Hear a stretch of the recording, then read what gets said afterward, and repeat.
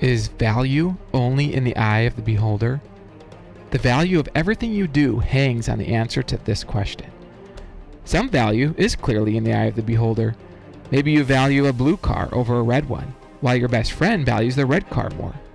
To say that you value something is to say something about yourself.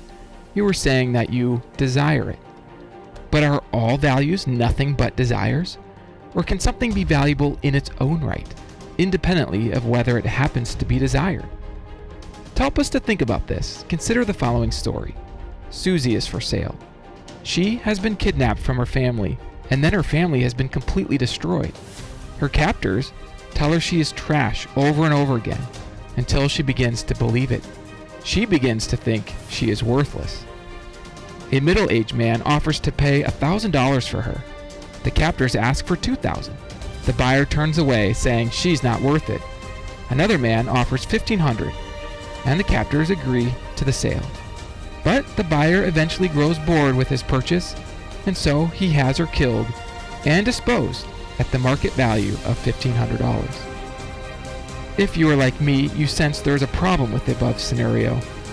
It isn't just that you personally value people more than $1,500.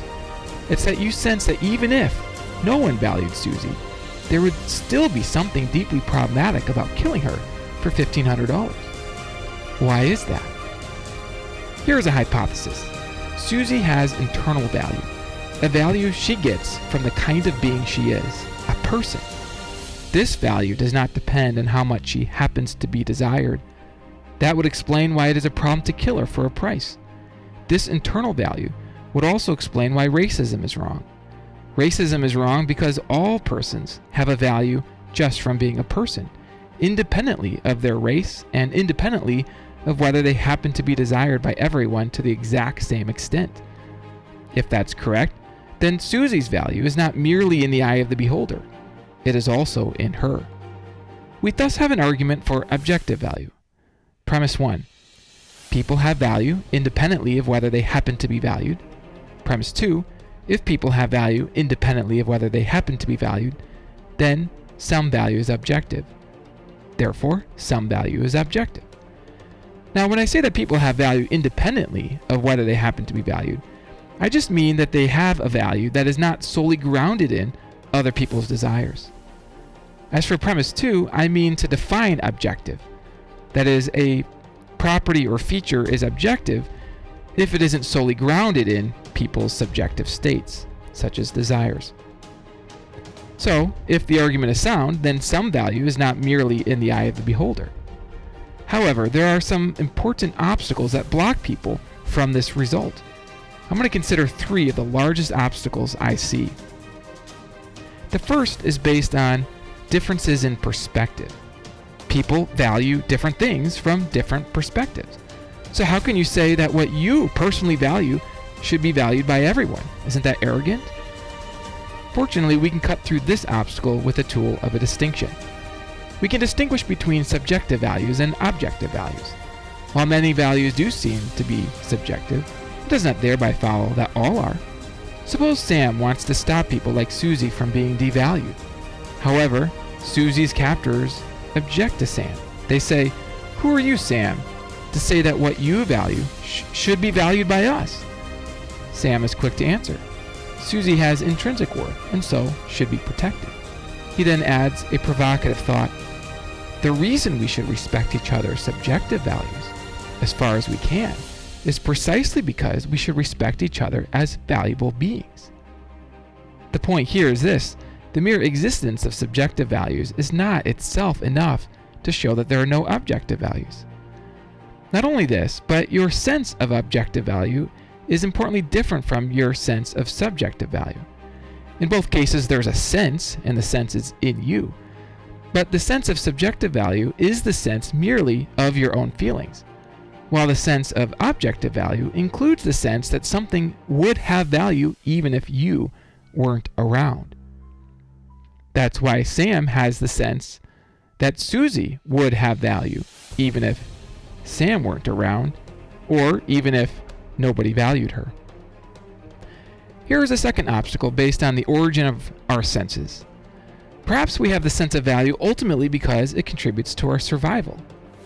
Here's my response. So what? Consider that we have the sense of sight because it contributes to our survival, but it doesn't follow that we never actually see anything. Perhaps our senses, all of them, evolved precisely to help us detect aspects of reality, including the landscape of value. Now, to be clear, your senses are evidently not infallible. You can make mistakes.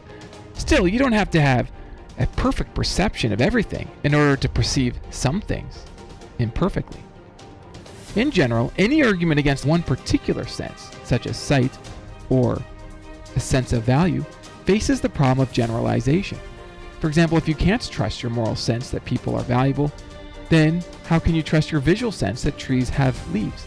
The very sense that X is true is some evidence for thinking that X is true. Of course, you could be in the matrix with all your senses deceiving you, but in the absence of a positive reason to think so, you probably are not. Perhaps the biggest obstacle to seeing some value as intrinsic or objective is based on the teaching that value judgments are just by their nature opinions and not facts. Builders of this obstacle are authority figures who teach, as a matter of fact, that value judgments cannot be factual. For example, you have perhaps been taught in school that statements about good or bad or greatness are all to be classified as opinion. The reason, they state, is that none of these statements can be proven.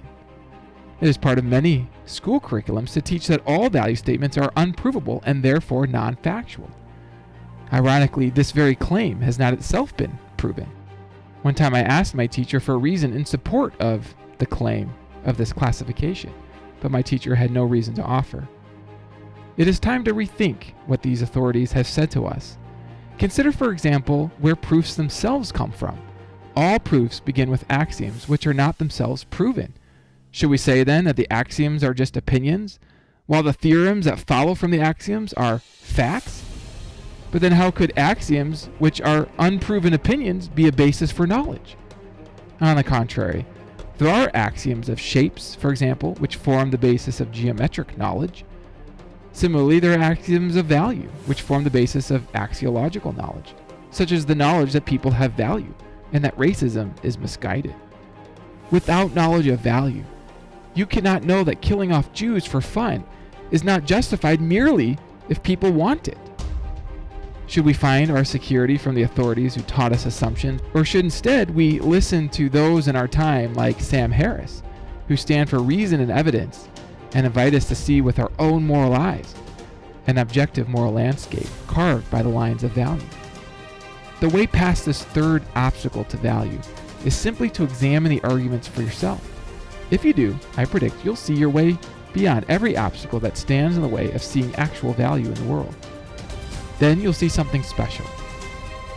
You'll recognize treasures of value in the world, which you can improve in many ways. You can improve your life, for example, by the creation and sight of more value. You can improve your thinking. You can improve your relationships. These improvements don't just feel good, they are good, and they trickle into the rest of the world. There is something else that might happen to you. You might one day find yourself looking at a beautiful flower, and for the first time, you'll feel a freedom to seriously consider something you had never considered before. You'll look at that flower and you'll consider whether the beauty of the flower might actually be in the flower, rather than merely in your head. If you can see that people are objectively valuable, then perhaps you'll also have eyes to see far more lines and sparkles of actual value in the world than you had ever imagined were there. Whatever the case, I'm thankful for your time. I hope this video is valuable to you.